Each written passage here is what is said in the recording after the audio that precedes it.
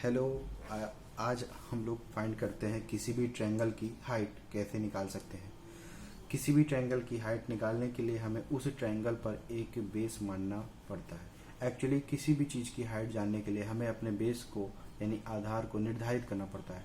अगर आप अपना हाइट फाइंड आउट करते हो तो आप अपनी हाइट कैसे फाइंड आउट करते हो कि आप जिस समतल यानी प्लेन पर खड़े होते हो वहाँ से बिल्कुल स्ट्रेट यानी परपेंडिकुलर अगर आप समथिंग यूं खड़े हैं तो आप इस प्लेन से अपनी जो हाइट मेजर करते हैं तो आप मेजर करने के लिए मेजरिंग टेप यहाँ पर ले आते हो। तो अगर हम देखते हैं तो आप इस जहाँ जिस प्लेन पर आप खड़े हुए हो यहाँ से आपके प्लेन का और टेप का जो बीच का एंगल है कितना है 90 डिग्री।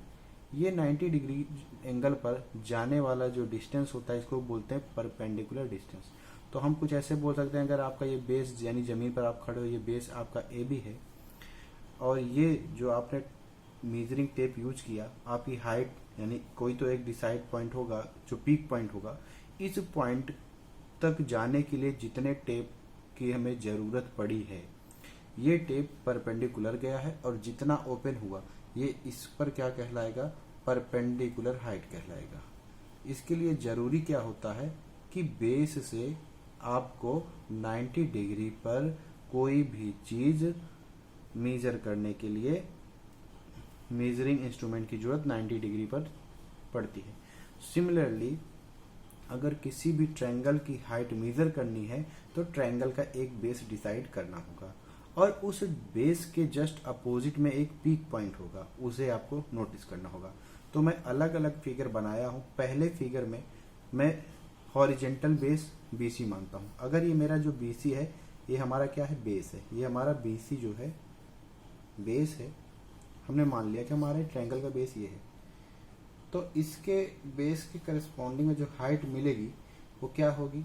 तो आपको पता है बेस हम लिख दे रहे हैं बेस BC और इसकी जो हाइट होगी वो क्या होगी हमने आपको बता रखा है बेस के जस्ट अपोजिट एक पीक पॉइंट होगा। वो पीक पॉइंट कहाँ पे है ये जो कि ट्रायंगल का वर्टेक्स कहा जाता है। अब आपको पता है इसके और इसके बीच की परपेंडिकुलर डिस्टेंस जैसा कि आपको पता है वह डिस्टेंस जो बेस पर क्या हो 90 बनाए। तो आप इस बेस पर अगर बहुत सारी लाइन ड्रॉ करते हो इमेजिन करो आप यहाँ से ड्रॉ किए तो क्या ये जो लाइन ड्रॉ होती है ये इस बेस से 90 बनाती? बिल्कुल नहीं। आप समझिए ये लाइन है मैं स्केल पर ड्रॉ कर रहा हूँ आप प्लेन पर समझिए। मान लीजिए ये है इस पर ये ड्रॉ किया मैंने ठीक है और आप देखो कितना एंगल बन रहा है समथिंग 120। अब देखो इधर कितना आ जाएगा 120 से कम हो रहा है 105 नियर अबाउट। इधर देखिए और कम करेंगे 100 और कम करेंगे 95 और कम करेंगे ऐसे समथिंग आते आते एक ऐसी पोजीशन आएगी जब ये हाइट बिल्कुल ऐसे 90 पे होगी। तो हमने पीक पॉइंट से इस अपोजिट बेस पर देखा तो एक हाइट ड्रॉ की जा सकती है। तो यही क्या होता है जब 90 बनाता है तो ये क्या हो जाता है करस्पॉन्डिंग हाइट। तो अभी ये ए और इसका नाम दे दे रहा हूँ D जहां पर मिला। तो आप ये जान लीजिए किसी भी साइड पर उसके अपोजिट वर्टेक्स से कोई परपेंडिकुलर अगर ड्रॉ होगा तो उसके लिए एक निश्चित पॉइंट D होगा। इस वर्टेक्स से इस पूरे बेस पर ऐसा कोई भी पॉइंट नहीं होगा D को छोड़कर जहां पर ये 90 डिग्री का परपेंडिकुलर ड्रॉ करे। तो आप ये जान लीजिए किसी भी ट्रायंगल में जो ये परपेंडिकुलर ड्रॉ होता है किसी वर्टेक्स से अपोजिट साइड के किसी एक पॉइंट पर ही ड्रॉ होता है और उस पॉइंट से अपोजिट वर्टेक्स की जो डिस्टेंस होती है वही उसकी क्या कहलाती है हाइट। तो यहाँ हाइट क्या हो जाएगी AD। आज हमारा केवल ये मूड था कि हम ट्रायंगल में कैसे हाइट फाइंड करते हैं ये बताने का। अब दूसरे ट्रायंगल में अगर हम देखेंगे तो हमें दिख रहा है PQR नाम का एक ट्रायंगल। अभी आपको मैंने एक हॉरिजेंटल पर अपोजिट वर्टेक्स के पीक पॉइंट जिसको हम एज अ पीक पॉइंट बोल रहे हैं वहां से अपोजिट साइड पर परपेंडिकुलर ड्रॉ किया। अब सिमिलर यहां पर अगर मैं हॉरिजेंटल बेस मानता हूं QR इस बार मैं बेस को क्या मानता हूं QR ठीक है। ये हमारा बेस क्या है QR है। हमारी हाइट जो कि पीक पॉइंट से 90 बनाए QR पर। तो पीक पॉइंट हमारा कौन सा है ये है अपोजिट में बिल्कुल इसके अपोजिट होगा। अपोजिट इन द सेंस कि अपोजिट क्या होता है अपोजिट किसी साइड का एंगल के टर्म में या वर्टेक्स के टर्म में। तो उस साइड से जाने वाले दोनों आर्म कौन से आर्म जा रहे हैं एक आर्म ये जा रहा है एक आर्म ये ट्रायंगल बनाने के लिए किसी साइड के अपोजिट में दो आर्म जाते हैं ना, ये देखिए साइड था, इसके अपोजिट में एक आर्म ये जा रहा है, एक आर्म ये जा रहा है, जहां मिलेंगे वहां पर इनका क्या होगा, इंटरसेक्ट पॉइंट होगा पी, ये तीसरा पॉइंट है और यहीं पर हमारा बन जाता है ट्रायंगल। तो हर एक साइड के अपोजिट टू आर्म्स जाते हैं। देखिए अगर हम पी आर की बात करें तो दो आर्म्स कौन से जा रहे हैं, एक तो ये जा रहा है पी क्यू और एक ये आर क्यू, तो जहां कट करेंगे वहां ट्रायंगल बन जाएगा। तो हर साइड के अपोजिट में एक वर्टेक्स पॉइंट होता है जिसको हम क्या बोलते हैं, अपोजिट वर्टेक्स। तो अपोजिट वर्टेक्स आपको समझ में आ गया होगा क्या होता है। तो किसी साइड से जाने वाले दो आर्म जहां पे मिलते हैं वो क्या होता है, अपोजिट वर्टेक्स होता है। तो अगर मैंने बोल दिया क्यू आर का अपोजिट वर्टेक्स तो आप पी बोलोगे, मैं कहूँ पी और आर का अपोजिट वर्टेक्स तो देखिए दोनों आर्म कहाँ आ रहे हैं, क्यू पर, क्यू हो जाएगा। मैं कहूँ पी और क्यू का अपोजिट वर्टेक्स तो ये हो जाएगा। ठीक, कौन सा, इससे जाने वाला आर्म और इससे जाने वाला आर्म। आई थिंक आप लोग को समझ में आ रहा होगा। लेकिन हम फिर से अपने टॉपिक पे आते हैं कि अगर हमारा बेस ये क्यू आर है तो अपोजिट वर्टेक्स क्या है, तो अब आपको समझ में आ गया होगा अपोजिट वर्टेक्स पी है। और इस पी से हमारे इस बेस पर 90 बनाते हुए जो डिस्टेंस होगी वो इस पूरे क्यू आर पर कोई एक पॉइंट पर होगी।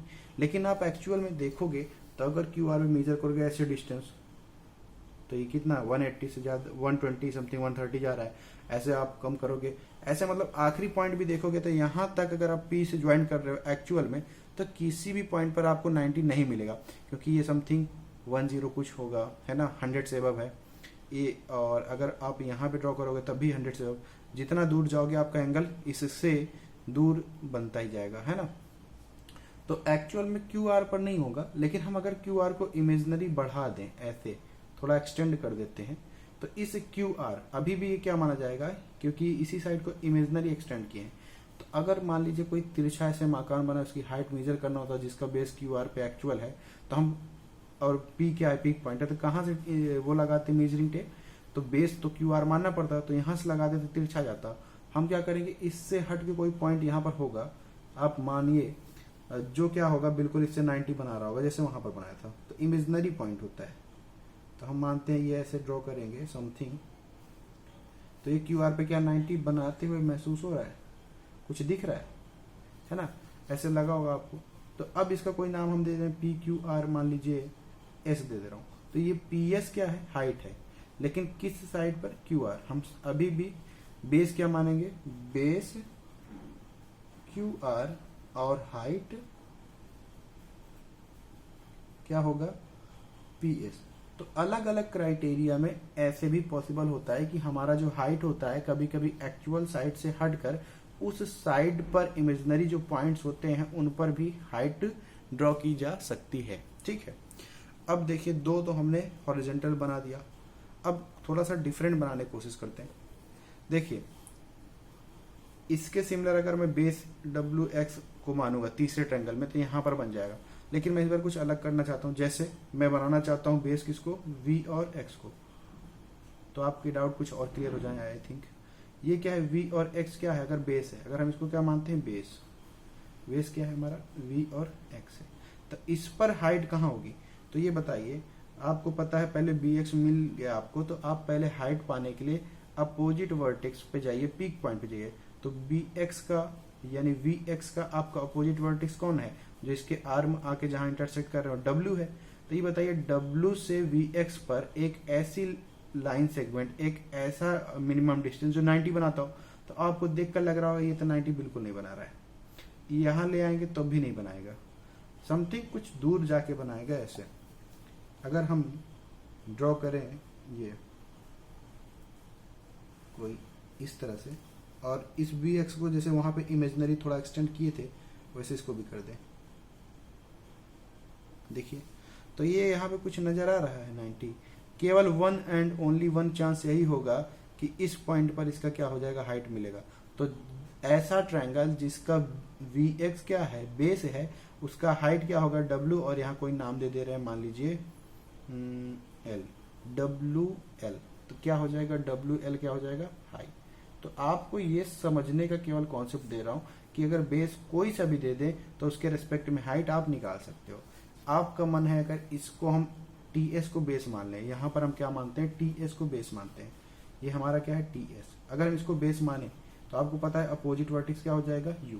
हम लिख लेते हैं उसी तरह, बेस हमारा क्या है टी एस, अपोजिट वर्टेक्स क्या है, अपोजिट वर्टेक्स क्या है हमारा यू, यू से बी एस को मिलाने वाला कोई ऐसा लाइन ड्रॉ कीजिए जो इस यू से टी एस को मिलाने वाला कोई ऐसा लाइन सेगमेंट जो 90 बनाता हो। एक लाइन सेगमेंट तो ये भी गया, लेकिन ये 90 बना रहा है क्या, नहीं बना रहा है।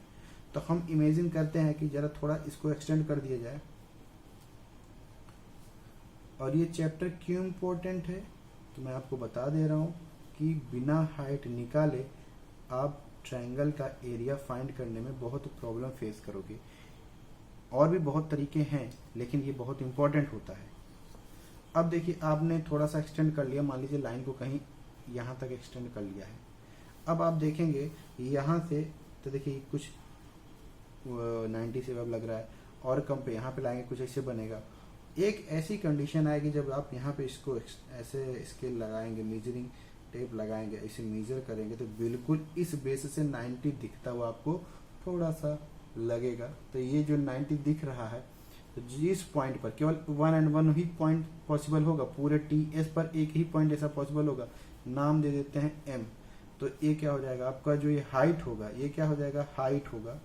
हाइट आपका कितना होगा यू एम, ठीक, ये आपका यू एम हाइट हो गया, ठीक है। और बेस आपका जो क्या होगा, किसके रेस्पेक्ट में ये हाइट बना है, तो आपका जो बेस है टी एम आपका क्या है बेस है।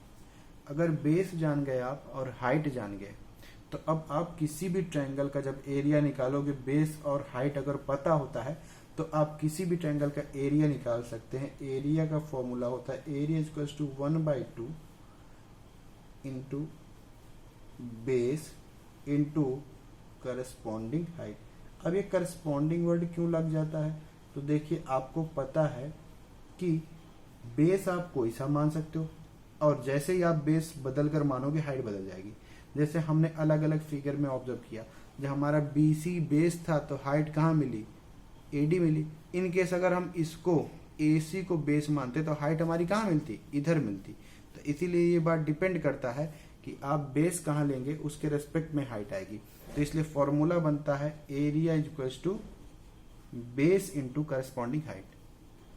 अब अगले पार्ट में हम लोग देखेंगे कि किस तरह से हम ट्रायंगल के एरिया निकालने के बाद क्वाड्रिलेटरल्स के एरिया निकालेंगे, पैरेललोग्राम्स के एरिया निकालेंगे, और डिफरेंट फिगर के एरिया निकालेंगे।